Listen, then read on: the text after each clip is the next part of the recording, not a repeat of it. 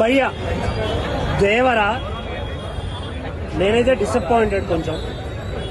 దేనికంటే చాలా మంది డైరెక్టర్లు ఈ మధ్య అందరూ పెద్ద డైరెక్టర్లు అని పేరు తెచ్చుకున్న వాళ్ళంతా పార్ట్ 1 పార్ట్ 2 చేస్తున్నారు కదా, మనం చేద్దామని సినిమాలు చేస్తున్నారు. ఈ మధ్య పార్ట్ 2 కోసం పార్ట్ 1ని చెడగొడుతున్నారు అనే ఫీలింగ్ అయితే నాకు అనిపించింది.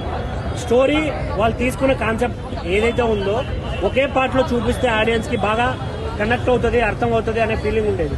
బట్ ఇప్పుడు ఏంటి, డబ్బుల కోసం చేస్తున్నారో లేకుంటే కలెక్షన్ చూపించడానికి చేస్తున్నారో తెలియట్లేదు. అందరూ పార్ట్ 1 పార్ట్ 2 చిన్న సినిమా కావచ్చు పెద్ద సినిమా కావచ్చు ప్రతిదీ పార్ట్ 1 పార్ట్ 2 దానివల్లే ఫస్ట్ పార్ట్ పోతుంది అనే ఫీలింగ్ అయితే అవుతుంది. ఈ మధ్య చాలా ఫస్ట్ పార్ట్ పోయి, అలాగే ఇది కూడా సేమ్ అంతే అనిపించింది. సినిమా మొత్తంలో ఓన్లీ 1 మ్యాన్ షో. తారకన్న వి లవ్ యూ, నీ పర్ఫార్మెన్స్ వేరే లెవెల్. అసలు ఒక్కడే సినిమా మొత్తం మాస్ డైలాగ్ కావచ్చు, డాన్స్ కావచ్చు, ఫైట్ కావచ్చు, బ్యాక్గ్రౌండ్ లో ఎంతమంది యాక్టర్లు ఉన్నా ఓన్లీ 1 అండ్ ఓన్లీ తారకన్న వేరే. అసలు ఆ డైలాగ్స్ కావచ్చు, డాన్స్ స్టెప్పులు చాలా మంది ఏంటంటే వింటేజ్ తారకన్న కనబడతాడు ట్రైలర్ లో అన్నారు, అలా ఏం అనిపించలేదు. ఏదైతే మన RRR లో క్యారెక్టరైజేషన్ ఉందో సేమ్ సిమిలర్ గా అనిపించింది. ఫాదర్ క్యారెక్టర్ అలాగే అనిపించింది, కొడుకు క్యారెక్టర్ అలాగే అనిపించింది.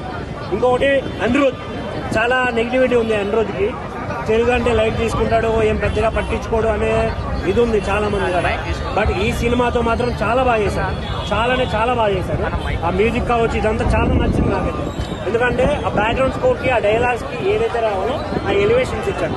కొన్ని పోస్టర్స్ కి బాగాలేదు.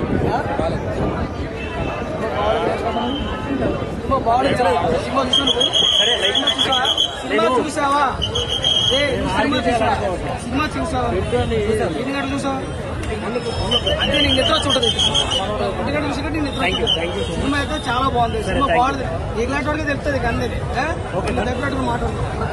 Thank you. నా ఫీలింగ్ అయితే అది, ఎవడైతే థియేటర్కి వస్తాడో తారకన్న కోసం మాత్రమే వస్తాడు కాబట్టి వాళ్ళు హ్యాపీ. ఆ విషయం నేను చెప్తాను. ఒక సినిమా బ్లాక్ బస్టర్ అవ్వాలంటే ఒక మాస్ హీరో ఫేమ్ ఉన్న ఏ యాక్టర్కైనా ఆయన చూసి మాత్రమే థియేటర్కి వస్తాడు. సో ఆయన చూసి థియేటర్కి వచ్చినప్పుడు అది యావరేజే అవుతుంది. డైరెక్ట్ ఎఫెక్ట్స్ లేకుంటే ఆ స్టోరీ కంటెంట్ దీనివల్ల మాత్రమే సినిమా బ్లాక్ బస్టర్ అవుతుంది. ఇది నాకైతే అనిపించిన విషయం ఇది. ఇంకొకటి మెయిన్ గా డైరెక్టర్ విషయంలో నాకు చాలా ఇది అనిపిస్తుంది. ఒకప్పుడు శ్రీమంతుడు ఈ సినిమాలు చేసేప్పుడు ఆయన విజన్ ఎలా ఉండేది, ఎప్పుడైతే అందరూ పాన్ ఇండియా సినిమాలని పార్ట్ 1 పార్ట్ 2 అని తీసే టైంకి సినిమాల్లో స్టోరీ తగ్గిపోయి ల్యాగ్ ఎక్కువైపోతుంది సినిమాలు. జాన్వీ కపూర్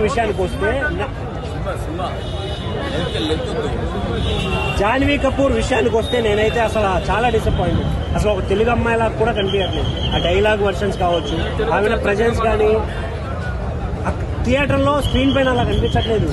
డైలాగ్ మొత్తం తిప్పుకుంటే 5 నిమిషాలు